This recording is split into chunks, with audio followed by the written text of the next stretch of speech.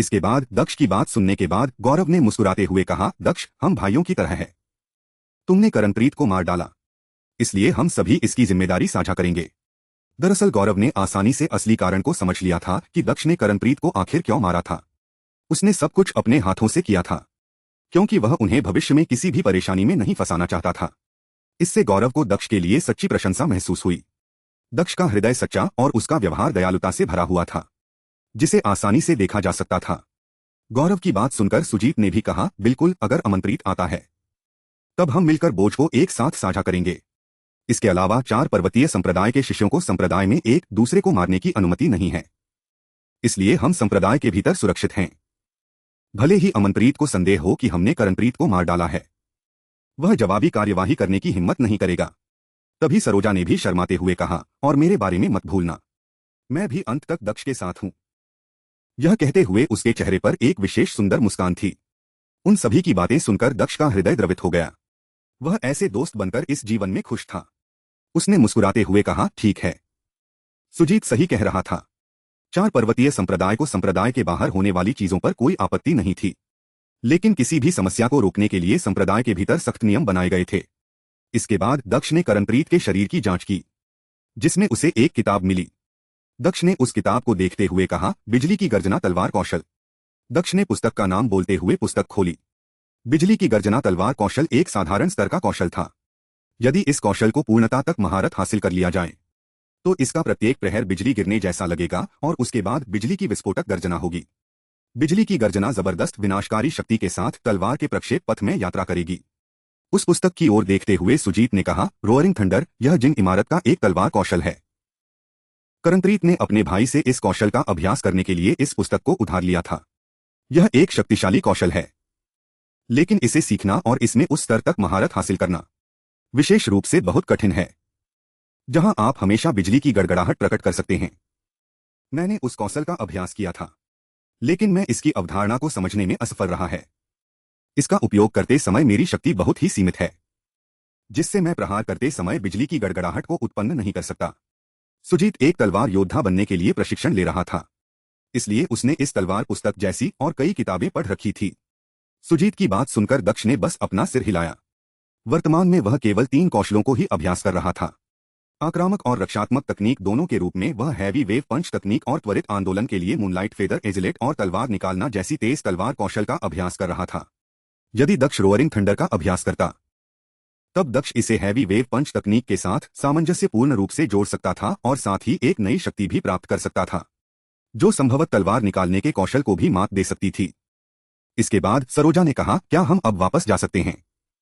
अब तक वह सभी अपने दिलों में दक्ष को अपने समूह का नेता मान चुके थे, इसलिए सरोजा ने दक्ष से यह पूछा।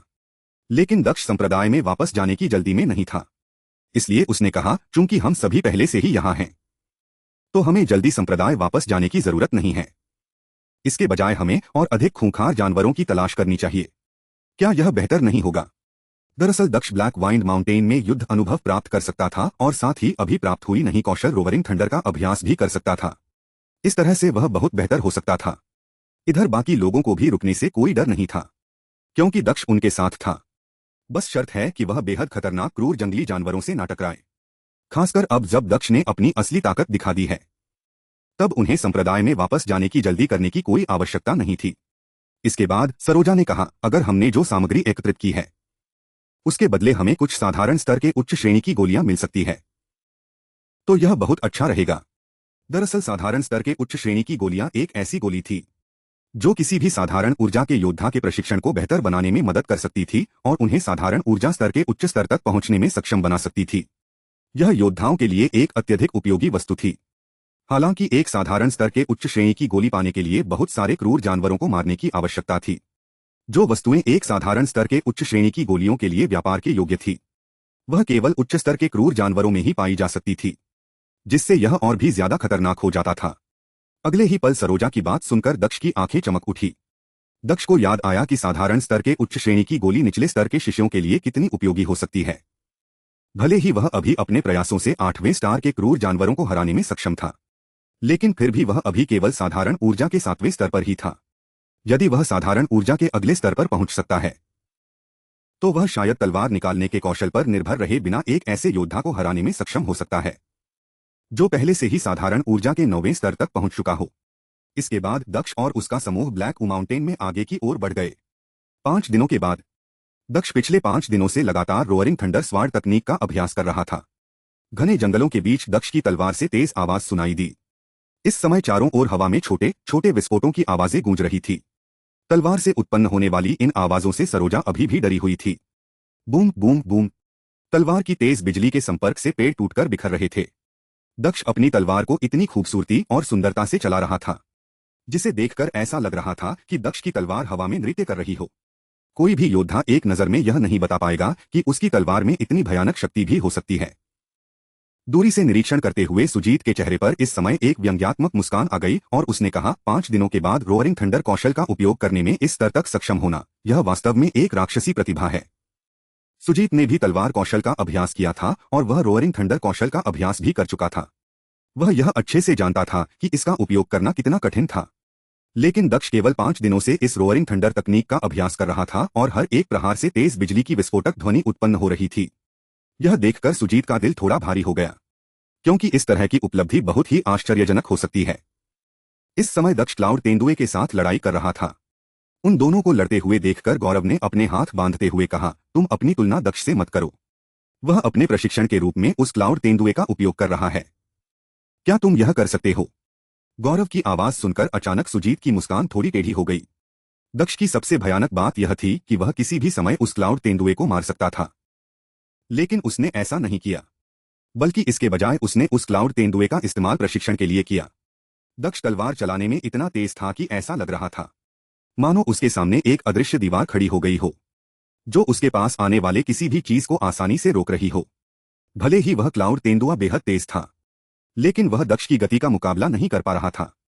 दूसरी तरफ अगले ही पल दक्ष ने उस क्लाउड तेंदुए के सिर में अपनी तलवार घुसा दी, जिससे उस क्लाउड तेंदुए का सिर बिजली की गर्जना से भर गया और फिर अगले ही पल उसका सिर हिंसक तरीके से टुकड़े टुकड़े हो गए। यह देखकर दक्ष मुस्कुराने लगा और फिर उसने अपनी तलवार वापस अपनी म्यान में रख ली। वह रोअरिंग थंडर कौशल से बेहद संतुष्ट लग रहा था। 5 दिनों के लगातार अभ्यास से उसने रोअरिंग थंडर कौशल का अभ्यास उस स्तर तक कर लिया था जिसमें वह प्रत्येक हमले के साथ बिजली के गर्जना की ध्वनि उत्पन्न कर सकता था।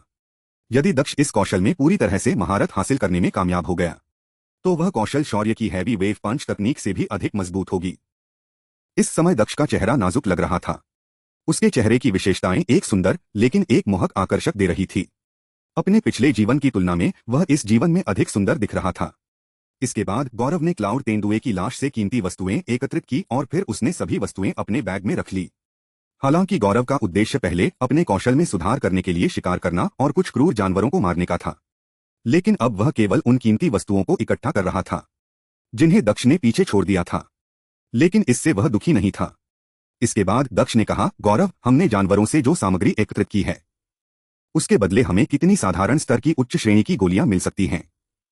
दक्ष की यह बात सुनकर गौरव ने अपनी आंखों में उत्साह के साथ कहा, दक्ष, हमने जितनी सामग्रियां एकत्रित की हैं उससे हम कम से कम 13 साधारण स्तर के उच्च श्रेणी की गोलियां प्राप्त कर सकते हैं।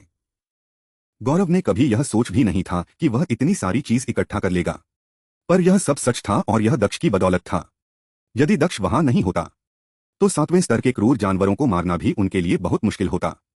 8वें स्तर के क्रूर जानवर की तो बात ही भूल जाओ। गौरव की बात सुनकर दक्ष ने मुस्कुराते हुए कहा, बहुत अच्छा, इससे हम में से प्रत्येक के पास 3 साधारण स्तर के उच्च श्रेणी की गोलियां हो सकती है और हम अन्य सामग्रियों का आदान प्रदान उपयोगी वस्तुओं या हथियारों के लिए भी कर सकते हैं। शायद अब हमें संप्रदाय में वापस जाना चाहिए और अपनी कड़ी मेहनत का आनंद लेना चाहिए। साधना पथ पर किसी भी योद्धा को शक्ति बढ़ाने के लिए साधारण स्तर की उच्च श्रेणी की गोलियां बहुत उपयोगी होती थी। पहली 3 साधारण स्तर की उच्च श्रेणी की गोलियां सबसे प्रभावशाली थी। प्रत्येक गोली के बाद शरीर के भीतर ऊर्जा प्रतिरोध दिखाना शुरू कर देती थी। पहली साधारण स्तर की उच्च श्रेणी की गोली से शरीर में ऊर्जा की मात्रा बढ़ जाती थी और इससे योद्धा के साधारण ऊर्जा के अगले स्तर पर पहुंचने की संभावना भी बहुत अधिक बढ़ जाती थी। इसके बाद प्रत्येक अगली गोली का प्रभाव बहुत कम हो जाएगा और तीसरी गोली के बाद प्रभाव बिल्कुल ही कम हो जाएगा। 3 साधारण स्तर के उच्च श्रेणी की गोलियों के बारे में सोचकर ही गौरव और अन्य दोनों बहुत खुश हो गए। इसके अतिरिक्त चुनने के लिए और कई प्रकार की गोलियां थी और उन गोलियों की मदद से वह सभी साधारण ऊर्जा के 8वें स्तर तक पहुंच सकते थे।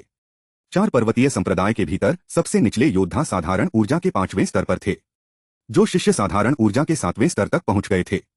उन्हें भी साधारण ही माना जाता था। केवल वे लोग जो साधारण ऊर्जा के 8वें स्तर तक पहुंच चुके थे, उन्हें संप्रदाय से पूरा लाभ प्राप्त होता था। दक्ष के साथ उन दिनों के दौरान गौरव, सुजीत और सरोजा ने दक्ष के व्यक्तित्व और उसके अभिनय के तरीकों को समझना शुरू कर दिया था। दक्ष अपने साधना पथ पर बहुत मेहनती था और उसके पास एक अविश्वसनीय ईश्वरीय जैसी आभा थी, जो हर समय उसके चेहरे पर चमकती रहती थी। इसके बाद दक्ष ने कहा, चलो अब वापस चलते हैं। इसके बाद वह सभी जल्द ही संप्रदाय वापस लौट आए। संप्रदाय में लौटने के बाद उन्होंने सबसे पहले उन बहुमूल्य वस्तुओं को संप्रदाय के आदान प्रदान शाखा में 12 साधारण स्तर के उच्च श्रेणी की गोलियां से बदल दिया, जिनमें से प्रत्येक को 3-3 गोली प्राप्त हुई। इसके बाद दक्ष ने एक तलवार के लिए कुछ अतिरिक्त सामग्री का आदान प्रदान किया। गौरव ने भी एक नई कुल्हाड़ी खरीदी और सुजीत ने अन्य गोलियों के लिए वस्तुओं का आदान प्रदान किया, जो कि उसकी साधना की नींव पर किसी भी बुनियादी बातों को मजबूत कर सकती थी। इस यात्रा के दौरान सुजीत को अंततः पता चला कि उसकी साधना की नींव अभी पर्याप्त मजबूत नहीं हुई है। सरोजा ने कुछ सौंदर्य गोलियों के बदले अपनी वस्तुओं का आदान प्रदान किया था। सरोजा ने जिन गोलियां के लिए अपनी वस्तुओं का आदान प्रदान किया था, इन गोलियों का उपयोग किसी महिला को और अधिक आकर्षक और सुंदर बनाने के लिए किया जाता था। दक्ष को यह बात समझ नहीं आ रही थी कि सरोजा ने इन गोलियों को क्यों चुना। वह तो पहले से ही अविश्वसनीय रूप से सुंदर थी। दक्ष को अपनी ओर घूरते हुए देखकर सरोजा ने कहा, तुम मुझे ऐसे क्यों देख रहे हो?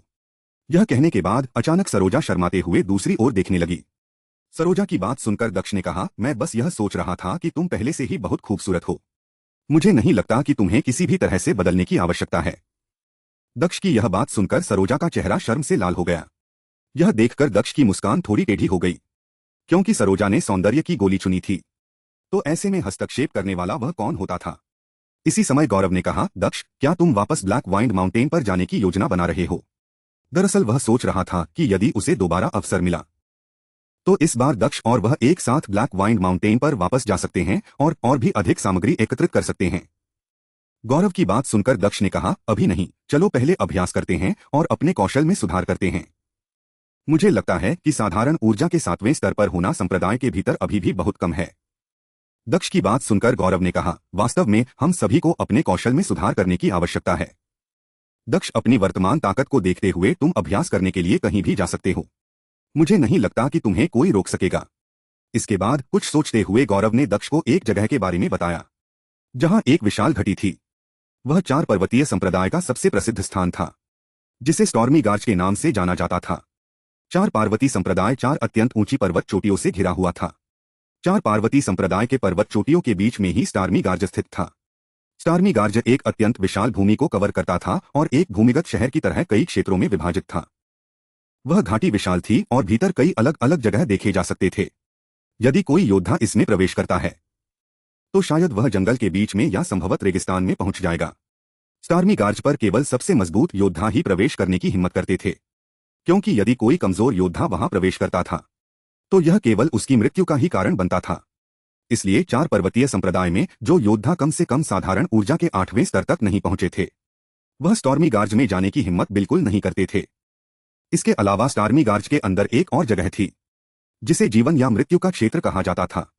यदि कोई योद्धा स्वेच्छा से जीवन या मृत्यु के क्षेत्र में कदम रखता था तो वह विद्वेष के कारण मृत्यु तक लड़ सकते थे, और यदि वह दुर्घटनावश मारे जाते हैं तो 4 पर्वतीय संप्रदाय इसमें शामिल नहीं होगा। हालांकि वहां भी प्रत्यक्ष हत्या की अनुमति नहीं थी। एक बार योद्धा के जीवन को गंभीर रूप से नुकसान पहुंचाने के बाद कोई भी योद्धा वहां सुरक्षित वापस लौटने में असमर्थ होता था। कुछ लोग घायल शिष्यों को गुप्त रूप से मर भी देते थे, क्योंकि वह संप्रदाय में लौटने का प्रयास करते थे। यदि आपके पास पर्याप्त ताकत है तो आप सार्वजनिक रूप से किसी अन्य शिष्य की हत्या भी कर देते थे, तब भी संप्रदाय इसमें हस्तक्षेप नहीं करता। बस आपको मजबूत होना होगा। दक्ष ने स्टार्मी गार्ज की ओर देखते हुए कहा, निश्चित रूप से मैं वहां जाऊंगा। स्टार्मी गार्ज की ओर भीड़ को जाते हुए देखकर शौर्य अपने अतीत को याद करने लगा। अपने अतीत को याद करते ही उसकी अभिव्यक्ति बहुत बदल गई। यदि ऐसा तब होता जब दक्ष केवल साधारण ऊर्जा के 5वें स्तर पर था, तब लोग उसे अभी भी एक कूड़े का टुकड़ा कह सकते थे। उस समय उसके पास अन्य सभी शिष्यों से बचते हुए दूर खड़े होकर स्टार्मी गार्ज में लड़ाई देखने के अलावा कोई विकल्प नहीं होता।